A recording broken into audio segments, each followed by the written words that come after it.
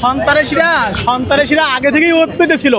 সাধারণ ছাত্ররা, সাধারণ শিক্ষার্থীরা আমাদের যে যখন আমরা গাড়ি ভর যাই আমাদেরকে ওরা ফুল দিয়ে গ্রহণ করে। প্রথমে আমাদের পূর্ব পরিকল্পনাই ছিল, যেমন আপনাদের মিডিয়া ভাইদের কাছে এবং প্রশাসনের কাছে আমাদের শিডিউল দেওয়া থাকে যে আমরা কোথায় কোথায় যাব। সেই শিডিউলে ওরা গুপ্তভাবে সন্ত্রাসী আগে উৎপেতে ছিল যে কখন আসবে নাসিরউদ্দিন পাটোয়ারি ওরা শেষ করে দেওয়ার চিন্তা ভাবনা ছিল ওদের। কিন্তু আমাদের এই যে আমরা তরুণ যারা ছিলাম আমাদের কারণে ওরা পারে নাই। আমরা প্রতিকূলভাবে আমরা নাসিরউদ্দিন পাটোয়ারি ওখান থেকে আমরা তাকে সেভ করে নিয়ে এসেছি। ওরা উপর থেকে ইট মারছে, সেই ইটের একটা খণ্ড আমার এই সাইডে পড়ার কারণে আমি আহত হয়েছি। ভাগ্যিস আমার মাছ বেরোয়ার পরে তাই আমি ওখানে মারা যেতাম, এত একবারে প্রায় একটা ইটের মতো আর কি, ঠিক আছে। এবং ওরা হয়তো চাকু বের করছে কারণ আমাদের হাত কেটে গেছে এবং আমাদের প্রায় 7 থেকে 8 জন লোক আহত হয়েছে। 7 জন কিল ঘুষি, এই আমার পিঠে যে কত ঘুষি পড়ছে সেটা আমি বলতে পারবো না, এবার কে মারছে সেটা আমি বলতে পারবো না, কারণ সেটা তো আমি দেখতে যাই তার সামনে নাসিরউদ্দিন পাটোয়ারি সেখানে অ্যাটাক হয়, ঠিক আছে। তো আমি বলতে চাই সন্ত্রাস চাঁদাবাজ তাদেরকে কখনো বাংলার মানুষ রায় দেবে না বা ঠাঁই দেবে না। যদি ঠাঁই দিত তাহলে 36শে জুলাইয়ে হাসিনা পালাইতে হইতো না, হাসিনা তাহলে থাকতে পারতো।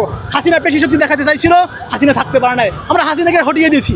90 ফ্যাসিস্ট যদি হওয়ার কারো স্বপ্ন থাকে আমি হুঁশিয়ার করে বলতে চাই বাংলার সাধারণ জনগণ তাদেরকে এদেশে থাকতে দিবে না ইনশাআল্লাহ।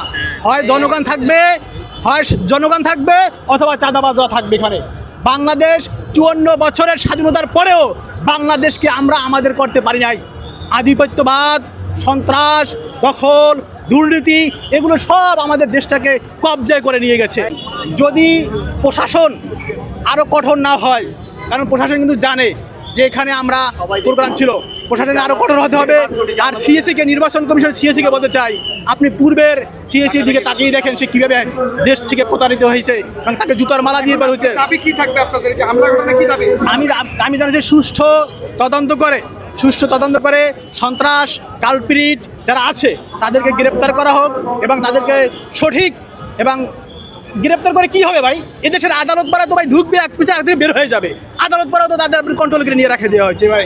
সন্ত্রাস খুনি একদিক থেকে গ্রেপ্তার হয় আরেকদিক থেকে বের হয়ে যায়, ঠিক আছে। তাহলে আমাদের সব কিছু চেঞ্জ করতে হবে। এই চেঞ্জ করার ক্ষেত্রে আপনারা সামনে যে 12 তারিখ যে ফেব্রুয়ারি 12 তারিখ যে নির্বাচনে হ্যাঁ ভোট দিবেন। দলের পক্ষে কেউ ভোট দেন বা না দেন অন্তত হ্যাঁ ভোটটা দিতেই হবে, কারণ হ্যাঁ ভোট দিলে সংবিধান সংস্কার